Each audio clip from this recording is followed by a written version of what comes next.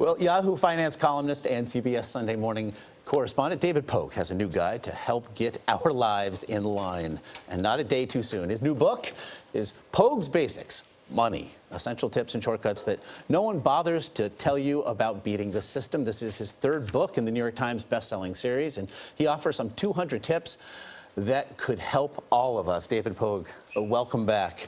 Lots of tips to get to. I want to get to the gift cards. Oftentimes, there's a gift card and it's a lovely gift. I may not, though, want to use it, but there are things to do with it now. World's biggest scam. I give you a $50 gift card, and maybe it's a store you don't use. So, according to Consumer Reports, 20% of us, 30% of us never use it. It's just lost. So, there are these websites that are gift card exchanges called things like cardcash.com and cardpool.com, where they will buy your unused gift card for cash. So for maybe 70% of the face value. So that's A. And B is those of us who are consumers who might use those cards can then go buy the cards that other people have turned in. Yeah. So get a $100 iTunes gift card for $85. Wow.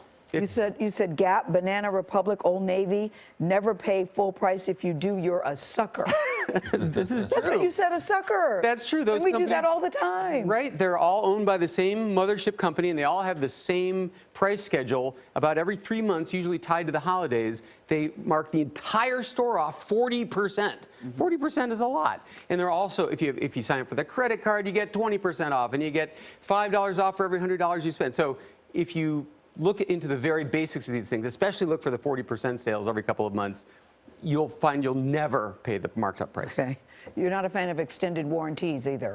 No. Extended warranties, Consumer Reports have been shown to be a waste of your money, unless it's a mobile thing like a phone. But refrigerators and stuff, no. And we're conditioned now, this time of year, to think Black Friday, everything's great to buy. There are things, though, right now that perhaps we should avoid. There are big deals coming up on Black Friday. My tip there is blackfriday.com. It's this website that rounds up all of the store's offers for Friday.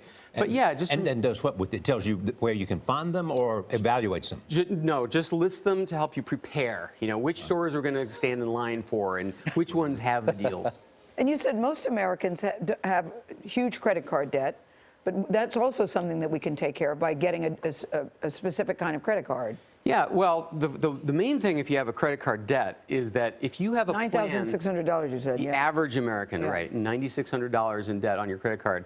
The main thing to know is that you can call the credit card company and ask them to lower the rate. If you explain to them that you have a plan to pay it off, I'm getting a new job, I'm working harder, by September I'll have it taken care of, can you help me out? They will help you out. They don't want to just asking? Just ask. Another thing I thought was great in the book, David, is you said don't spend money on things, spend money on experiences. I think that's such a good note on this holiday weekend. Yeah, that's what science says. The best use of your money is not on objects, which will give you a temporary spike in happiness and not thereafter, but to spend it on experiences that you'll remember and discuss. And like travel or... Like travel, a cooking class, things like that you'll always remember and it becomes part of you.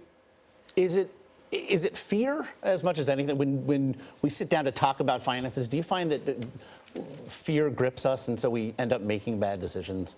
I guess it depends on how afraid you are of your current situation. But my point in the book is that we leave money on the table everywhere we go. Yeah. People say time is money. My argument is information is money. If you know that Starbucks gives unlimited coffee and refills for 50 cents each all day long, you can ask for it. And do not fall for the 99-cent trick. Yeah. Everybody does. Yeah. Another psychology thing. Everything's priced at $49.99. No, that's $50. Yeah. Let's not kid ourselves. Okay.